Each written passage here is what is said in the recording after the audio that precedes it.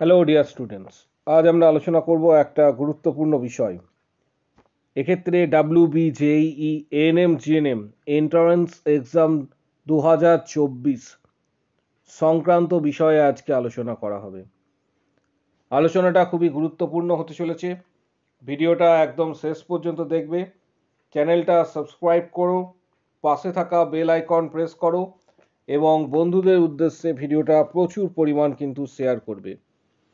WB, জেই, ANM, GNM entrance এক্সামের form fill up কবে শুরু হতে চলেছে, পাশাপাশি তোমরা বিগত বছরের যে কোশ্চেন্সগুলি রয়েছে সেই কোশ্চেন্সগুলি কিভাবে পাবে, এই সংক্রান্ত যাবতীয় আলোচনা কিন্তু এই ভিডিওতে করা হবে। কারণ স্টুডেন্টরা অনেকেই কোশ্চেন্স করেছিলে ফর্ম ফিল আপ সংক্রান্ত, বিগত বছরের কোশ্চেন সংক্রান্ত ডিটেলসে, তাই আজকে আলোচনা হচ্ছে।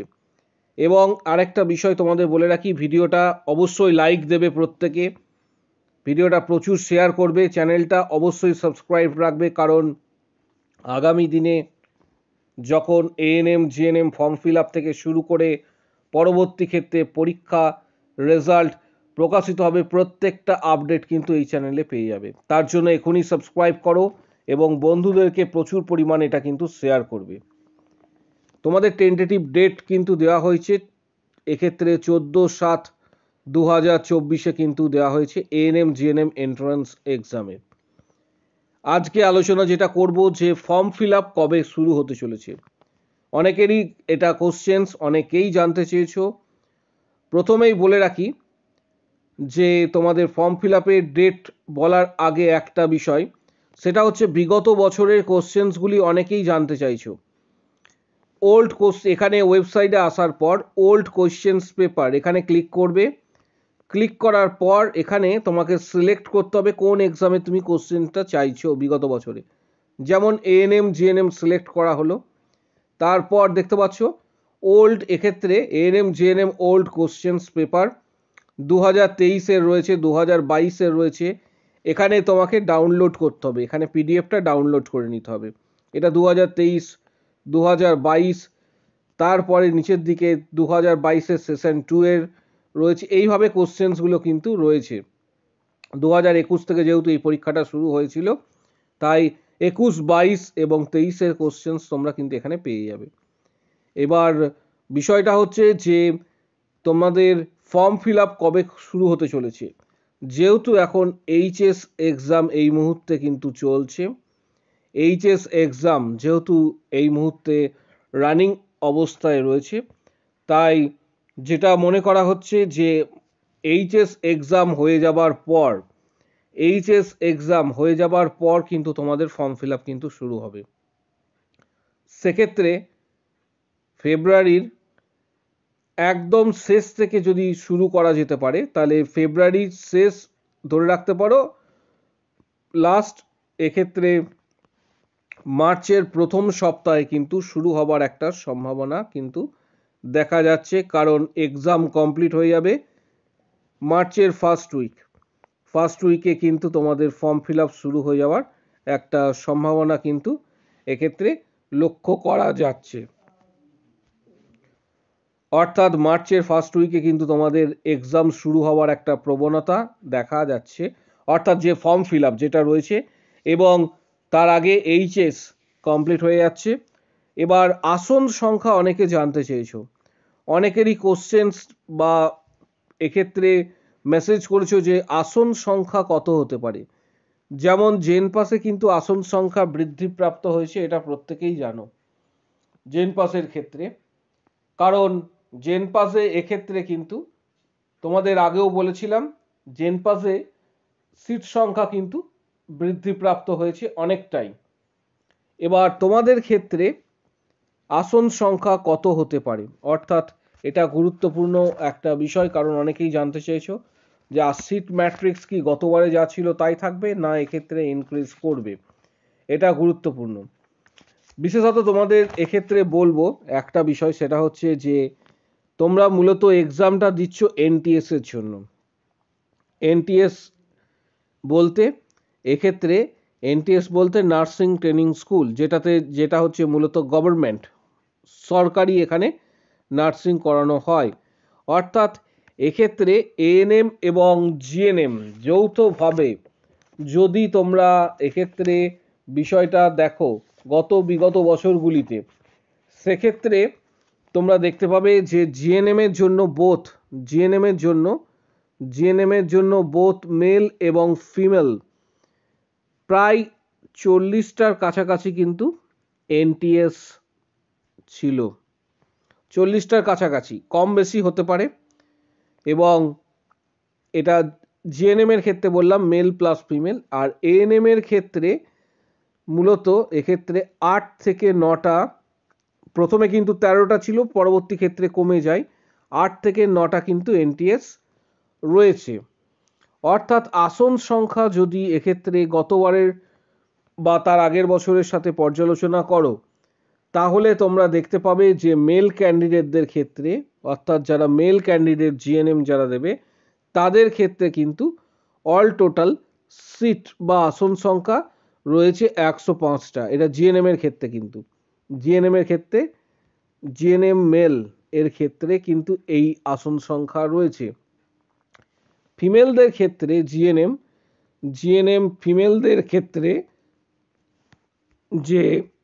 ফিমেলদের ক্ষেত্রে যে আসন সংখ্যা রয়েছে, সেটা এই ডেটাটা কিন্তু দিচ্ছি 2022-এর ডেটা। আমি তোমাদের বলে রাখি, এটা 2022 সালের ডেটা যেটা তোমাদের দিচ্ছি। এক্ষেত্রে 2637-এর কাছাকাছি কিন্তু ফিমেলদের আসন রয়েছে। এটা শুধু জিএনএম মেল 105, দুটি কলেজ রয়েছে, অর্থাৎ দুটি প্রতিষ্ঠান, সরকারি ছেলেদের ক্ষেত্রে। ফিমেলদের ক্ষেত্রে জিএনএম এক্ষেত্রে 2637 অল টোটাল। এবার চলে আসছি এএনএম এর প্রসঙ্গে, কারণ বিষয়টা অনেকেই জানতে চেয়েছো মেসেজ করে যে সিড ম্যাট্রিক্স গতবারের 2022-এ 22-23 সেশনে যে আসন সংখ্যা ছিল এএনএম এর ক্ষেত্রে, সেটা হচ্ছে 850, অর্থাৎ 850, এবং এটা অনলি ফর ফিমেল। এএনএম শুধুমাত্র ফিমেলরা করতে পারে, অর্থাৎ অনলি ফর ফিমেল। এএনএমদের আসন সংখ্যা 850টা। এবার প্রশ্ন হচ্ছে যে এবছর এই আসন সংখ্যা 2022-23 সেশনে যেটা ছিল, সেটা এবছর ইনক্রিজ করবে কি না, এটা একটা বড় প্রশ্ন। কারণ বিএসসি নার্সিংয়ে জেনপাসে কিন্তু অলরেডি আসন সংখ্যা ইনক্রিজ হয়েছে, এবং সেখানে নতুন 4টে কোর্স কিন্তু জেনপাসের ক্ষেত্রে সেখানে অ্যাড করা হয়েছে। প্যারামেডিক্যাল সেকশনে তোমরা কিন্তু দেখতে পাবে যখন ওয়েবসাইটে ভিজিট করবে। ফলত অবশ্যই কিন্তু সিট সংখ্যা জেনপাসে ইনক্রিজ হবে। কিন্তু এএনএম বা জিএনএম এর ক্ষেত্রে এবছর কি হতে চলেছে, কারণ অনেকেরই প্রশ্ন এটাই। ম্যাক্সিমাম স্টুডেন্ট কিন্তু যেটা পরীক্ষা দেয় সেটা হচ্ছে এএনএম জিএনএম এন্ট্রান্স, কারণ জেনপাসের স্টুডেন্ট সংখ্যা তুলনামূলকভাবে কম থাকে, যেহেতু এটা সায়েন্স ব্যাকগ্রাউন্ড থেকে দিতে হয়। কিন্তু এএনএম জিএনএম সবাই অ্যাপ্লাই করতে পারছে, অর্থাৎ আর্টস ফ্যাকাল্টির যারা রয়েছে বা কমার্স বা সায়েন্স সবাই কিন্তু আবেদন করতে পারবে।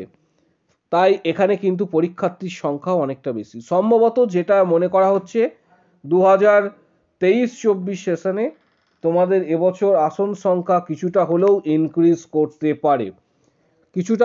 ইনক্রিজ করতে পারে, অর্থাৎ অ্যাপ্রক্স যেটা আমরা বিগত বছরগুলিতে দেখেছিলাম ANM plus GNM approx 2000, all total যদি আমরা দেখি তাহলে এএনএম প্লাস জিএনএম যৌথভাবে প্রায় 3900-র কাছাকাছি বা 4000-এর কাছাকাছি আসন সংখ্যা, সেটা কিছুটা পরিমাণ হলেও ইনক্রিজ করতে পারে। আমি এনটিএস এর কথা বলছি, গভর্নমেন্ট ইনস্টিটিউশনস, এক্ষেত্রে কোনো প্রাইভেট ইনস্টিটিউশনের কথা এখন বলছি না, যেটাই বলছি গভর্নমেন্টে। তাহলে পরীক্ষার্থীর সংখ্যা কত? 2023-এ যে পরীক্ষার্থীর সংখ্যা এএনএম জিএনএম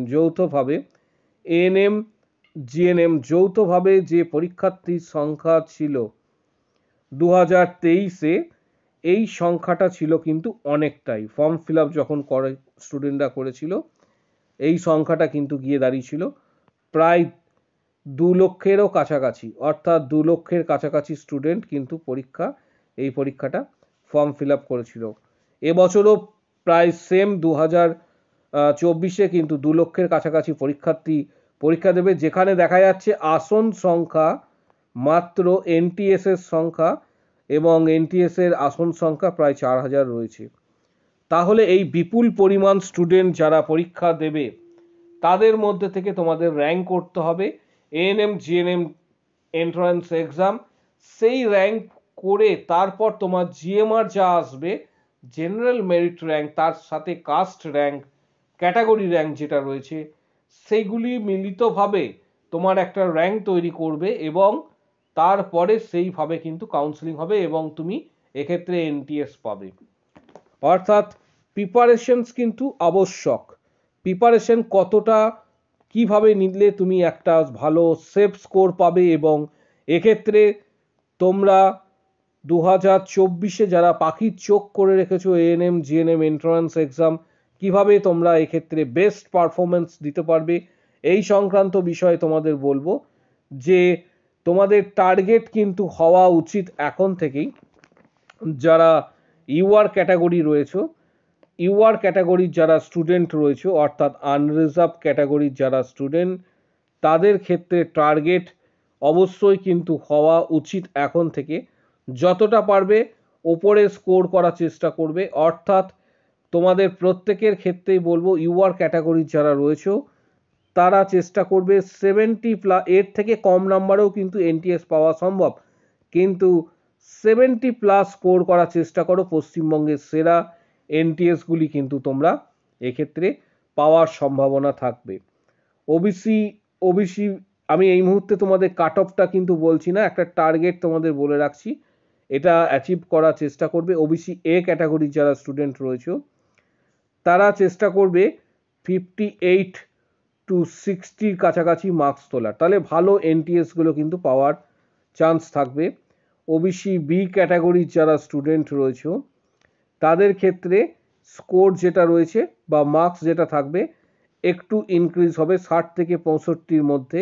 এটা কিন্তু কাট অফ নয়, এটা চেষ্টা করবে পাওয়ার, কারণ এটা হলে অনেকটাই তোমাদের ইজি হবে সেরা যে কলেজগুলি রয়েছে বা এনটিএসগুলি সেগুলি পাওয়ার ক্ষেত্রে। এসসিদের ক্ষেত্রে 52+, এটা এসসি। এসটিদের ক্ষেত্রে যে মার্কসটা প্রয়োজন, এসটিদের ক্ষেত্রে মার্কস কিছুটা কম হলেও তুমি এক্ষেত্রে এনটিএস পাবে 42+। আর বাকি রইল ইডাব্লিউএস ক্যাটাগরি যারা রয়েছে, ইডাব্লিউএস পরবর্তী ক্ষেত্রে আমি তোমাদের কাট অফটা বলবো। ইডাব্লিউএস ক্যাটাগরির ক্ষেত্রে 55+ যদি মার্কস চেষ্টা করো তাহলে কিন্তু অনেকটাই তোমার ইজি হবে এবং এনটিএস কিন্তু পাওয়ার সম্ভাবনা তোমাদের থাকবে অনেকটাই। 2024-এর এনটিএস এর প্রস্তুতির জন্য আমাদের ক্লাস অলরেডি শুরু হয়েছে। অর্থাৎ এএনএম জিএনএম এনটিএস এর জন্য এন্ট্রান্স এক্সামের জন্য যে এনটিএস তোমরা মেন পাখির চোখ করে রেখেছো 2024-এ, তার জন্য আমাদের প্রস্তুতি ক্লাস কিন্তু অলরেডি শুরু হয়েছে। তোমরা বাড়িতে বসে প্রস্তুতি নিতে পারবে এবং ক্লাস শুরু হয়ে গেছে অলরেডি, সেকেন্ড ব্যাচ রানিং আমাদের। যারা এএনএম জিএনএম এন্ট্রান্স এক্সামে ভর্তি হতে চাইছো প্রস্তুতির জন্য, তাদের ক্ষেত্রে বলে রাখবো নিচে যে মোবাইল নাম্বারটা রয়েছে, নিচে যে মোবাইল নাম্বারটা দেখতে পাচ্ছ 7384298457, 7384298457, এই নাম্বারে কিন্তু হোয়াটসঅ্যাপ রয়েছে। হোয়াটসঅ্যাপে তোমরা এক্ষেত্রে যোগাযোগ করবে এবং এএনএম জিএনএম এন্ট্রান্স এক্সামের এক্ষেত্রে তোমরা লিখবে যে এএনএম জিএনএম এন্ট্রান্স এক্সাম আমি কোচিং নিতে চাই। বাকি সমস্তটা হোয়াটসঅ্যাপে গাইড দেওয়া হবে তোমাদের। আরেকটা বিষয়, আমাদের ওয়ান টাইম পেমেন্ট করতে হয়। এক্ষেত্রে ওয়ান টাইম 1000 টাকা পেমেন্ট করলে আপ টু তোমার এক্সাম পর্যন্ত তোমরা ক্লাস করতে পারবে। ভিডিওটা প্রচুর শেয়ার করো, চ্যানেলটা সাবস্ক্রাইব করো, পাশে থাকা বেল আইকন প্রেস করো এবং বন্ধুদের উদ্দেশ্যে ভিডিওটা প্রচুর শেয়ার করো। যদি কোনো কোশ্চেন্স বা কোয়ারি থাকে অবশ্যই কমেন্ট বক্স সেকশনে অবশ্যই জানাও। আজকের ভিডিও আমাদের এই পর্যন্ত।